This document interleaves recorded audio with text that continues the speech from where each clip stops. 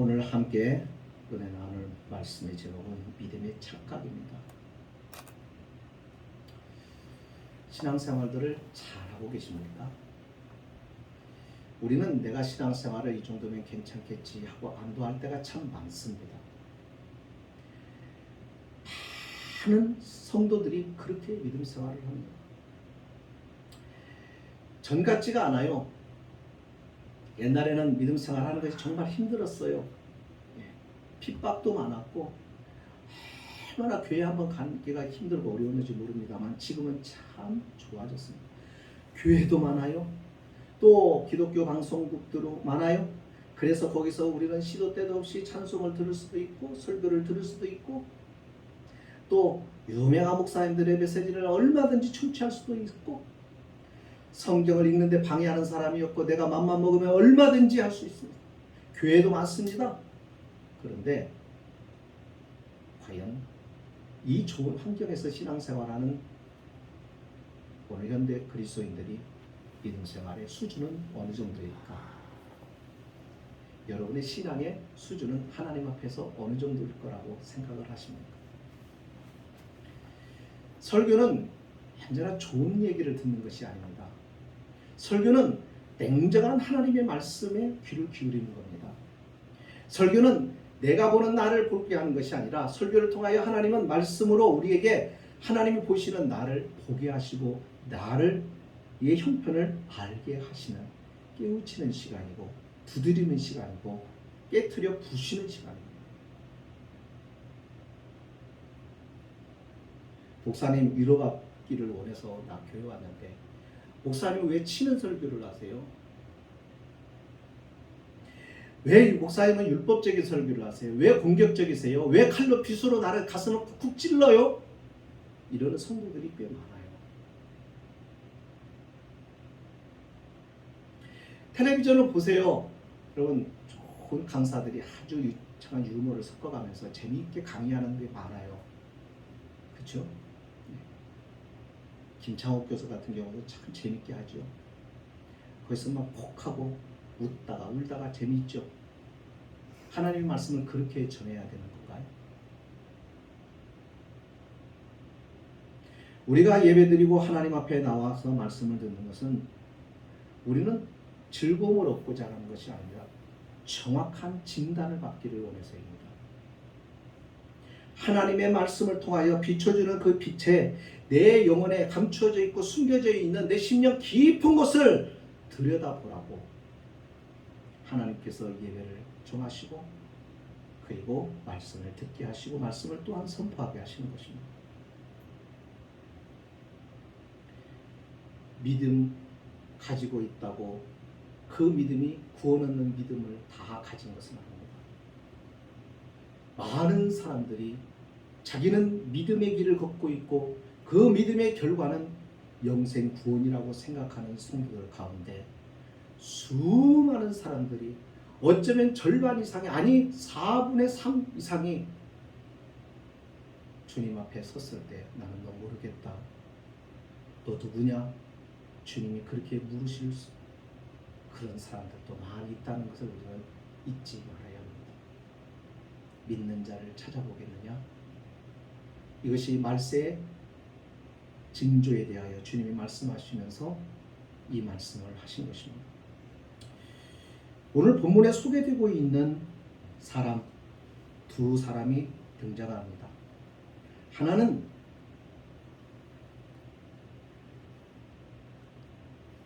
혼이고 하나는 비누았습니다. 이 사람들의 직업은 제사장입니다. 성직자예요. 오늘날로 말하면 목사죠. 그의 아버지는 그러면 누구냐? 엘리라고 하는 제사장입니다. 그러니까 이 가정은 성직자의 가정입니다. 아버지가 목사고 아들들도 다 목사입니다. 그런데 그러면 우리는 상식적으로 믿음이 좋아야 하고 신앙생활을 잘할 거라고 그렇게 여기죠. 당연히. 그런데 오늘의 말씀의 결론은 그것이 아니다는 것입니다. 왜 이 말씀이 기록이 되었을까? 하나님은 왜 이런 말씀들을 기록해 놓으실까? 왜 하나님의 위대한 사람들의 실패와 실수와 넘어짐의 역사들을 감추고 숨기고 가리지 않고 그대로 온전히 드러나게 하시는 걸까? 이 말씀을 읽는 우리로 하여금 너도 이 말씀 앞에 서서 네 자신을 점검해라. 바로 그런 뜻에서 하나님 말씀으로 기록해 놓으시고 우리에게도 경고를 하시는 것이죠. 그러니까 우리는 하나님의 말씀에 내가 마음에 들고 내 기분 좋고 내게 확신을 주고 위로가 되고 소망이 되는 말씀에만 밑줄을 쭉쭉 긋고 그것을 가슴에 품고 살 것이 아니라 때로는 내 가슴을 찌르는 예리한 비수처럼 나를 아프게 하는 말씀 앞에서도 우리는 그 말씀에 찔림을 받고 고민하고 그리고 하나님 앞에서 살 길을 찾아야 우리는 하나님께 복 있는 자로 서기 때문에 하나님은 이런 말씀들을 우리에게 주신 거예요. 육신을 따르는 자는 육신의 일을, 영을 따르는 자는 영의 일을 생각한다고 했습니다. 그리고 육신의 생각은 사망이고 영의 생각은 생명과 평안이라고 했습니다. 육신의 생각은 하나님과 원수가 된다고 했습니다. 하나님과 원수가 되기 때문에 하나님의 법에 굴복하지 아니할 뿐 아니라 할 수도 없다고 말했습니다. 자, 그러면 우리 한번 보십시다. 나는 그러면 육신의 생각을 가지고 살아갑니까? 영의 생각을 가지고 살아갑니까? 내 마음의 심령의 생명과 평안이 있습니까? 목사님, 나는 하나님과 원수된 길로 가고 있질 않아요. 나는 하나님을 사랑해요. 나는 하나님의 말씀을 가까이 하려고 해요. 그렇다고 하면 여러분 하나님의 말씀 앞에 굴복하려고 합니까? 아니면 전혀 그런 게 없습니다.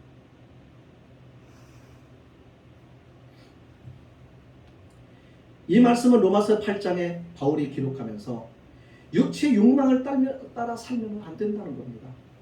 하나님이 우리를 구원하시고 하나님의 자녀를 삼으셨다고 한다면 이제는 우리의 삶은 세상 사람들처럼 우리의 육신의 욕망에 치우쳐서 내가 원하는 방식으로 살고 내가 원하는 길로 가고 내가 하고 싶은 것을 하면서 살아가는 게 아니라 내 안에 계시는 성령의 음성에 귀를 기울이고 그 음성에 순종하고 나를 쳐서 복종시켜가는 이와 같은 믿음의 연단과 훈련이 우리 안에서 이루어져야 된다는 거예요.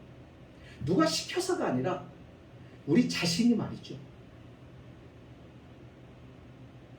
홈리와 비느하스는 어떤 사람이었다고요? 제사장이었다고요.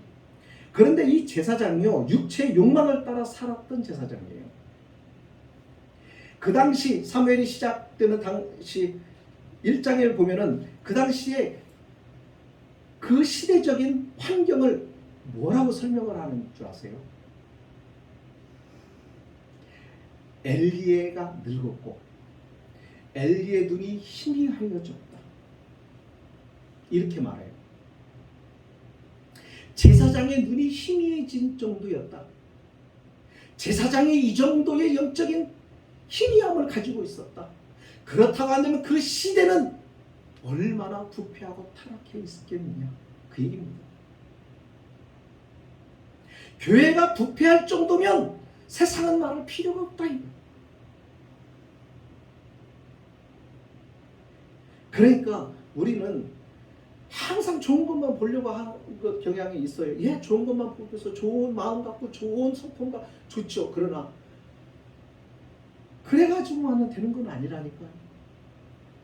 진실을 봐야 되고 사실을 봐야 되고 정직하게 우리는 사건을 냉철하게 봐야 되는 거예요. 우리 현실을 봐야 돼요. 여러분, 우리가 살고 있는 이 현실은 어떤 것 같으세요?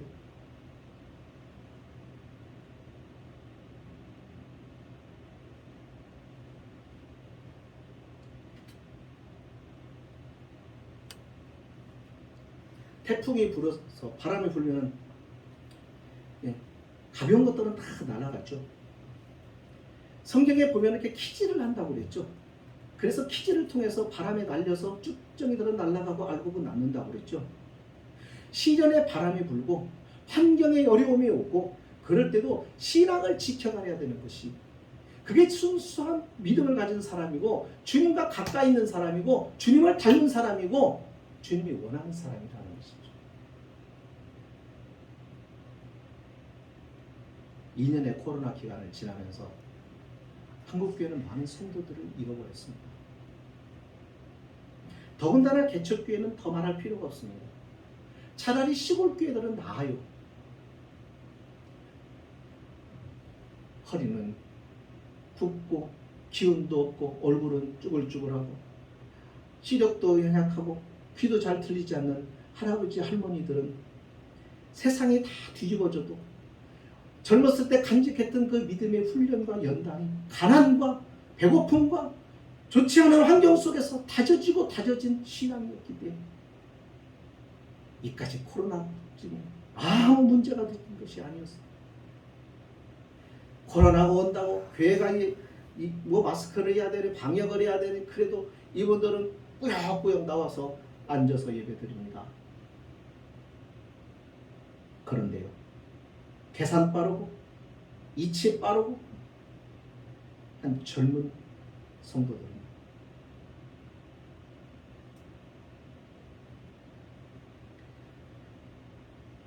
이게 쉬운 게 아니에요. 신앙생활이. 그러니까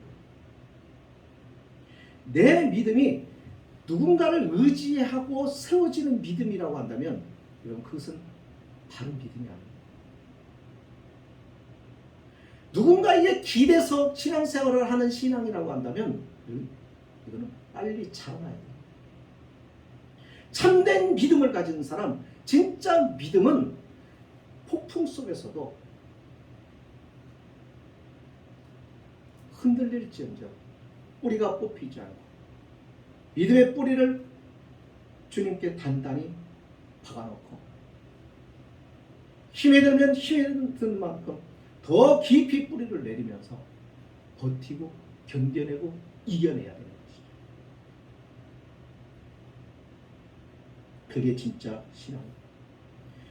홈리와 비나스는요 제사를 멸시했다라고 말해요. 하나님 누군데요? 이방 사람이 아닌데 제사장인데. 거기 2장 12절로 17절에 제가 한번 읽어볼게요. 2장 12절로 17절에 엘리의 아들들은 행실이 나빠 여호와를 알지 못하더라. 제사장인데 여호와를 모른대요.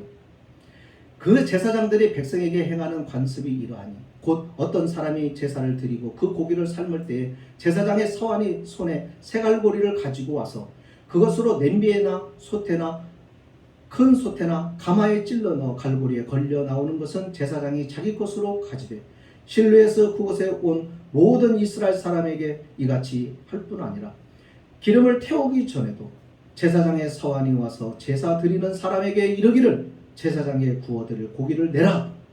그러니까 제사를 드리려고 가지고 온 재물을 제사 드리기도 전에 그 고기를 가져다가 솥에 들어가기 전에 가져다가 먹겠다는 거예요. 구워 먹겠다는 거예요. 이 당시에 제사의 고기를 반드시 삶아서 먹게 되어 있어요. 삶아서 먹는 거 구워 먹는 거하고 맛이 어때요? 우리 알잖아요. 구워 먹는 게 맛있어요? 삶아 먹는 게 맛있어요? 구워 먹는 게 맛있어요. 소고기. 그죠? 그러니까 이 고기 맛을 알아. 그런데 소고기가 삶은 것이 훨씬 건강에는 유익하거든요. 그래서 하나님께서는 제사장이란 이스라엘 백성들에게 절대로 소고기를 이렇게 구워 먹으라는 말씀을 안 하셨어요. 삶아서 먹고 제사장들도 삶아서 먹게 돼 있어요. 제사가 끝난 다음에 제사장 몫으로 따라주는데 자기 것을 몫으로 받기도 전에 이 짓을 하는 거예요.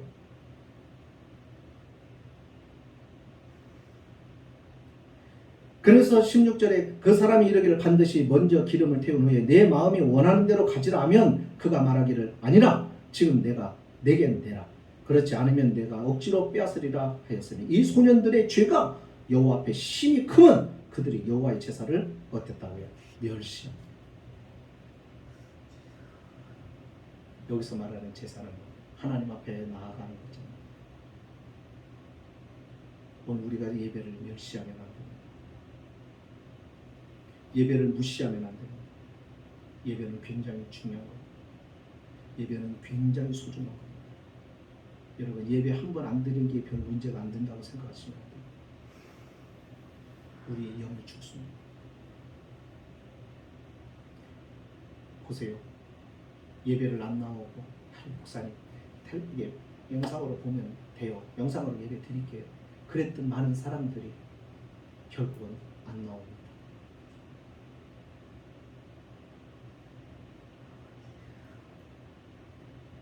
저희는 알았어요. 결국 그게 하나님과 멀어진다는 거. 이제 그 사람들이 하나님과 완전히 멀어진다는 것. 그게 출발인데도, 그것이 시작인데도 그걸 모르는 거예요. 어떤 분은 알면서도 그랬어요. 귀찮고 불편하고 혹시 옮기면 어떨까? 혹시나 나 때문에 다른 사람들, 그래서 내가 회사에서 사람들에게 눈총받고. 우리는 언제나 하나님을 의식하기보다는 사람을 의식하고 세상을 의식할 때가 참 많아요. 내 의식해야죠. 해야 되지만 어느 때인가는 하나님의 자존심과 우리가 하나님을 섬기는 자로서의 태도를 분명히 할 때가 있다는 것입니다. 그때는 해야 되는 거예요. 어려움이 가까웁니다. 핍박도 옵니다. 조롱도 있고 멸시도 있고 어쩌면 순교를 각오해야 될 때가 생길 수도 있습니다. 그래도 신앙이라는 것은요, 순교를 요구하고 믿음을 빼앗으려고 할 때 이 믿음을 지키기 위해서 목숨을 내놓을 수 있는 자리까지 가야 이게 진짜 믿음 아닐까요? 거기까지 자라나야 되는 거 아닙니까, 믿음이? 그래야 거기서 하나님의 무엇인가를 일하실 것이고 역사하실 것 아닐까요? 우리가 하나님을 세상에 어떻게 보여줘요? 무엇으로 보여줄 수 있어요?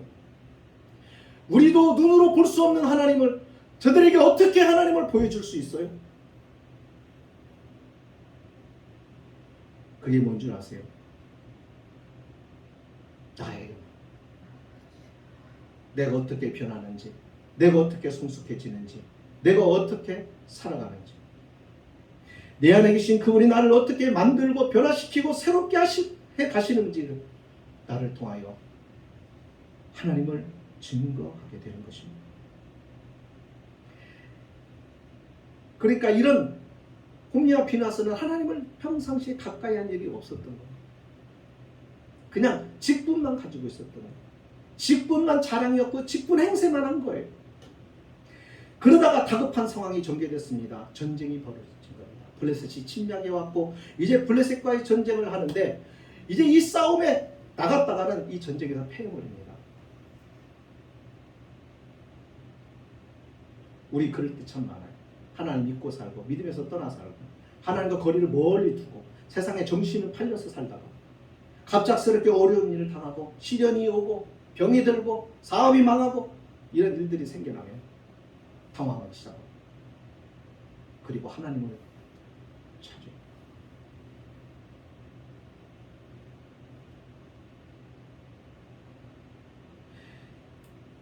홈리와 비누아스도 이스라엘 백성들도 이 싸움이 분명 우리가 법궤를 가지고 가지 않아서 그러니까 하나님의 법궤를 가지고 가자. 왜냐하면 하나님의 법궤는 하나님의 임재를 의미하기 때문에 임재를 상징하기 때문에 그래서 이 법궤를 가지고 가면 이길 거라고 믿는 거예요. 그런데 어떻게 됐어요? 결과는 법궤는 빼앗겼고 이 법궤를 가지고 홈리와 비누아스는 그 자리에서 전사합니다. 우리에게 시사하고 우리에게 교훈을 주는 내용은 무엇이에요? 여러분 기독교 신앙생활은 형식이 아니에요. 겉으로 나타나는 이게 중요한 게 아니에요. 삶이에요. 우리가 생활 속에서 하나님을 찾고 우리가 살아가면서 하나님을 의지하는 경건의 시간과 경건의 삶이 없으면 여러분 절대로 우리는 예배로 제대로 드릴 수가 없습니다. 여러분 보세요. 우리가 아무리 세상 몸이 원하는 모습으로 이렇게 살다가 아무렇게나 살다가 주일날 오면은 은혜가 안 됩니다.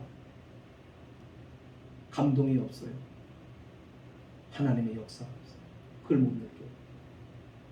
하지만 우리가 매일 기도하면서 우리가 무슨 일을 하면서도 하나님을 의식하고 길에 걸어가면서도 말씀을 묵상하고 때로는 그 말씀 앞에서 내가 기도도 하고 비록 걸어가지만 운전을 하면서 눈은 감지 않고 있지만 늘 하나님과 대화하면서 의식하면서 이렇게 지나온 사람들 그리고 매일 시간을 정해놓고 기도하고 또 그렇게 하나님과 지냈던 사람들은 주일날 들어오면서부터 가슴으로부터 하나님의 은혜가 밀려오기 시작하고 그리고 하나님의 영의 충만함을 경험하게 되죠. 이런 사람은 절대로 자기 중심으로 신앙생활하지 않습니다. 하나님이 중심입니다. 지금 봄이와 비는 왔어. 이스라엘 백성들은요, 법궤를 하나님의 언약궤를 가져와야 된다. 그래서 이 전쟁을 해서 이기자. 그러니까 하나님을 전쟁에 끌어들이는 거예요. 하나님을 전쟁에 끌어들여서 하나님의 이름으로 이겨야 되겠다는 거예요. 그런데 하나님께서는 거절하십니다. 하나님을 이용하지 마라. 나를 이용하지 말아라. 많은 교인들이 하나님을 이용합니다. 신앙으로 육신의 일을 도모하고 교회를 통하여 욕망을 채우려고 합니다. 다 말을 하는 거 들어보면 신앙이 굉장히 좋아요. 헌신적이에요. 하나님 앞에 정말 괜찮은데 막상 자신을 헌신할 차례에는 다 도망가고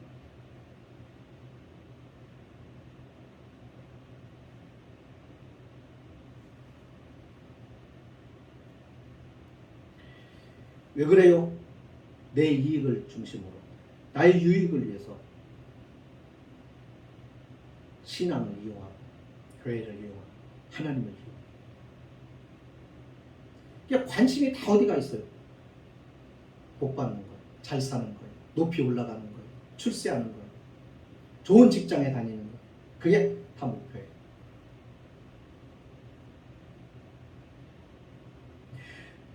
이 세상에 있는 것을 가지고 목표로 삼아버리면 그럼 우리는 신앙생활에 힘을 잃어요.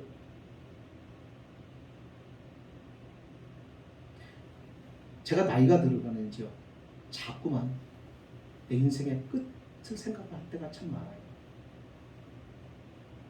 하나님 앞에 설 때 어떡할까? 어떤 때는요.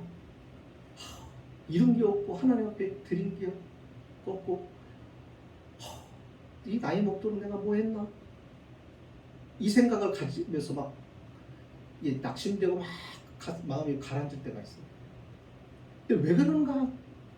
그러다 정신을 바짝 차리고 보면은 나도 여전히 세상 사람들처럼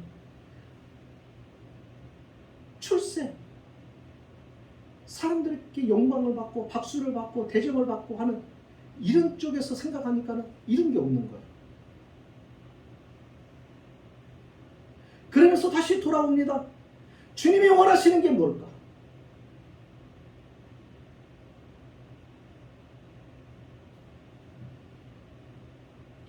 우리 찬송할 때 아골골자 빈들에도 복음 들고 가겠다고 하는 찬송을 이렇게 부를 때 솔직히 어떻습니까? 찔리죠? 마음이 찔리지 않아요? 찔려야 정상인 거예요. 그러면서 우리 자신을 돌아봐야 되는 거예요. 나는 전혀 안 찔려요. 나는 좀 낯이 좀 두껍거든요. 이렇게 가면 안 돼요. 내가 주님 앞에 이게 부족하고 네, 항상 후회해도 괜찮아요. 후회해도 주님 앞에서 그걸 다시 생각. 그러면서 우리가 어떻게 곁길로 안 가는 거예요. 그러면서 하나님을 의지하게 되는 거예요. 아, 내 의지로 안 되는구나. 내 힘으로 안 되는구나. 주님이 필요하구나. 나는 주님이 절대적이야. 주님 없이 난 은혜를 거두시면 나는 끝이야. 홈리 앞에 말씀은 그게 없었어요. 그는 언약궤를 이용해서 어떻게든 전쟁을 이겨보려고 했어요. 그러나 계획은 숲으로 돌아갑니다. 스스로 속이지 말라. 하나님은 업신여김을 받지 아니하시나니 사람이 무엇으로 심든지 그대로 거두리라. 하나님은 사람들에게 이용당하지 않습니다. 무시당하지 않습니다. 하나님은 스스로 당신의 자존심을 지키십니다. 우리에게 당신의 자존심을 지켜달라고 말하지 않으십니다. 홈리와 비나스는 전쟁에서 여호와의 궤를 다 빼앗겨 버립니다. 네. 세상 사람들은요 하나님을 몰라서 이용할 수 있어요. 이용하려고 해. 그러나 하나님을 아는 우리는 그렇게 살면 안 되는 거죠. 여기 재밌는 표현이 납니다. 3절하고 7절이에요. 3절에 보면은요. 이게 누가 한 얘기입니까? 3절에 보면 이스라엘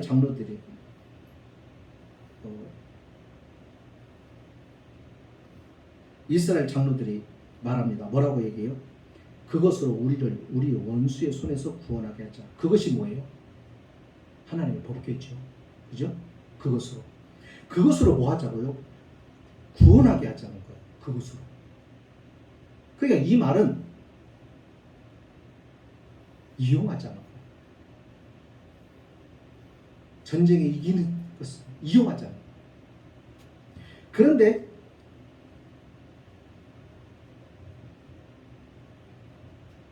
보세요. 7절에 블레셋 사람은 어떻게 얘기하는가 보세요. 신이 진영에 이르렀도다. 여기서 신은 여호와를 말하는 거예요. 이스라엘의 신을 말하는 거예요. 진영에 이르렀다. 그러면서 뭐라고요? 우리에게 화로다.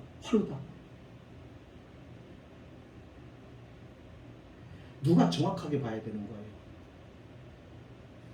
이스라엘 백성들이 정확하게 볼 수 있어야 돼요. 그죠? 그런데 누가 사실은 정확하게 봐요? 블레셋 사람. 왜요? 여러분 믿는다는 거 내가 믿는다고 하는 거요. 믿는 게 이게 자랑할 것이 아니에요. 믿어도 직분을 가져도 눈이 어두우면 소용없어요. 영이 꽉 막혔으면 필요가 없어요. 제가 군대 생활할 때 가장 교회 가는 것에 대해서 핍박하고 괴롭혔던 사람이 교회를 안 다니는 사람이 아니라 교회를 어정쩡하게 다니는 사람이었어요. 가장 나를 힘들게 하더라. 그러니까 무슨 얘기예요? 예수를 믿을 때 확실하고 분명하게 믿고 바르게 믿어야 됩니다. 엄벙덤벙 덜렁덜렁 교회를 다녀서 되는 게 아니에요. 정확하게 믿어요.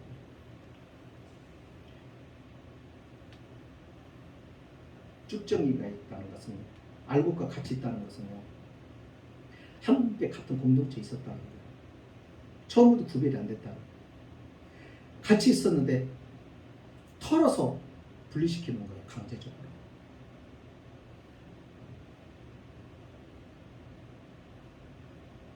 예, 교회에 대한 이야기. 여러분 우리 잘 알잖아요. 하나님께서 솔로몬이 지은 성전을 보고 기뻐하셨어요. 솔로몬이 그 성전 앞에 나와서 자신이 기도할 때 하나님이 응답해달라고 하자 하나님께서 그렇게 하겠다고 약속하셨어요. 그리고 그 솔로몬의 성전은 가장 아름답고 귀하게 바쳐졌어요. 그런데요, 하나님 그 성전을 버립니다. 하나님이 그 성전을 버리셨어요. 바벨론이 침략해요. 아수르가 침략해요. 결국 바벨론의 아버지 느부갓네살 왕이 와서 완전히 짓밟아버리고 불태워버리고 다 무너뜨려요. 이스라엘 백성들은 하나님의 성전을 누가 감히 손대겠느냐 했어요. 그러나 무너져요. 여러분 착각하면 안 되는 게요. 내가 구원받은 사람입니다. 내가 하나님의 사람. 이게 문제가 아니에요. 그 안에 하나님이 안 계시면요. 아무것도 아닐 거예요. 이스라엘 백성들은 자신의 선민의식만 남았지 하나님이 자기에게서 떠나신 것을 몰랐어요. 그 성전에 하나님이 계심으로 성전이 되는 것이지 성전 자체로 성전이 되는 것은 아니다 말이죠. 오늘 그리스도인들이 그렇게 살아요. 그런데 그리스도인들이 그렇게 살아요. 내 마음에서 하나님이 이미 떠나셨는데도 여전히 나는 성도라고 생각을 하는 거예요.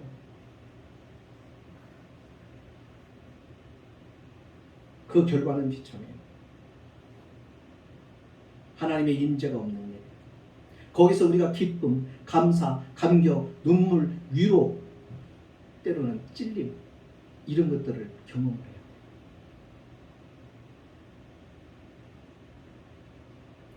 기독교는 종교가 아니에요. 다른 종교와 같은 종교가 아니에요. 착각하면 안 돼요. 우리는 온 삶 전체가 예배예요. 그래서 경건의 삶을 살아야 돼요. 신앙 생활인 거예요. 모양만 경건의 능력, 경건의 모양을 가지고 있으면 안 됩니다. 소금이 만약 그 맛을 잊으면 사람에게 밟힌다고 말했어요. 밖에 버려져 사람에게 밟힌다. 오늘 교회가 세상에 밟힙니다. 오늘 그리스도인들이 세상 사람들에게 밟힙니다. 무시당합니다. 우리의 현실을 직시해야 합니다.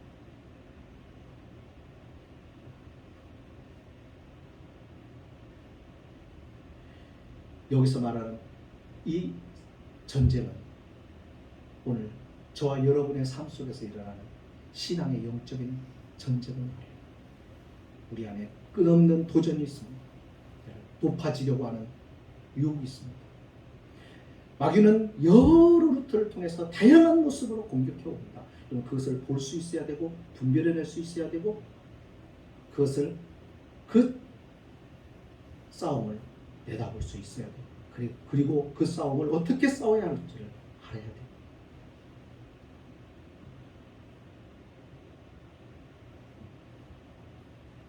그래서 우리는 돌아와야 돼요. 착각하지 말고 우리가 정확하게 우리 자신을 진단하고 볼 수 있는 것은 하나님 앞에 돌아오는 것밖에 없어요. 하나님 앞에 돌아온 게 뭐예요? 말씀과 기도죠. 경건이죠. 우리는 그것이 회복이 돼야 돼요. 그러니까 말씀을 읽고 듣고 배우고 훈련하고 그리고 기도하면서 우리는 우리의 삶에 이 말씀과 기도의 생활이 접목이 되고 적용이 돼야 돼요. 분리가 되면 안 됩니다. 그렇게 될 때 신앙의 진짜 진가는 교회 안에서 나타나는 게 아니라 교회 밖에서 우리의 일터와 생활에서 이웃과의 관계에서 나타나요. 뭐를? 열매를. 믿음을 꽃 피우고 열매를 맺어야 할 것은 그러니까 교회가 아니에요. 예배당이 아니에요. 어디예요? 세상. 거기서 향기가 되고 거기서 열매가 되고 거기서 그리스도의 풍성이 나와야 되는 거죠. 오늘날 성도들은 교회 안에서는 다 신자고 믿음 생활 잘하는데 교회 밖에만 나가면 다 그 믿음을 다 잃어버려요. 잃어버리는 게 아니죠. 사실은 교회 안에서 자신을 위장했던 것이죠. 자기의 본인, 내 신앙을 감췄던 거예요. 엘리 제사장 두 아들 홈리와 비느하스는 오늘 우리에게 큰 도전이 됩니다. 제사장의 가문도 이렇게 타락합니다. 아브라함도 넘어진다. 다윗도 넘어지는 거 봤지? 베드로 봐라. 너도 예외는 아니다. 그러니까 어떡하라? 경고하는데 깨어있고 하나님 앞에 온전해서 하나님 앞에 가까이. 베드로는 주님과 멀찍이 떨어져 주님이 어떻게 되는가를 살폈습니다. 그러다가 시험에 듭니다. 그러다가 주님을 부정하며 주님을 저주 맹세하며 주님과 가까이 있어야 됩니다. 주님과 함께 있으면 그러지 않았을 텐데 그런 주님과 멀어졌어요. 우리가 여기서 끝나는 거예요. 이 사실을 꼭 기억합시다. 그리고 우리가 하나님이 우리의 영혼을 부르시는 날까지 우리는요 긴장하고 살아가야 돼요. 조마조마 하나님 앞에서 두렵고 떨림으로 너희 구원을 이루라 하셨어. 실수하면 안 되는. 그러니까 그렇지 않기 위해서 절대로 우리가 믿음이 있으니까 구원이 취소 안 된다는 그 말을 참 반대합니다. 그것은 하나님 편에서 당연한 것이고 하나님 그렇게 하실 겁니다. 그런데 우리는 두렵고 떨림으로 구원을 이루어가는 일에 자신을 하나님 앞에 드리는 일을 해야 됩니다. 그렇지 않으면 안 돼요. 기도합니다. 하나님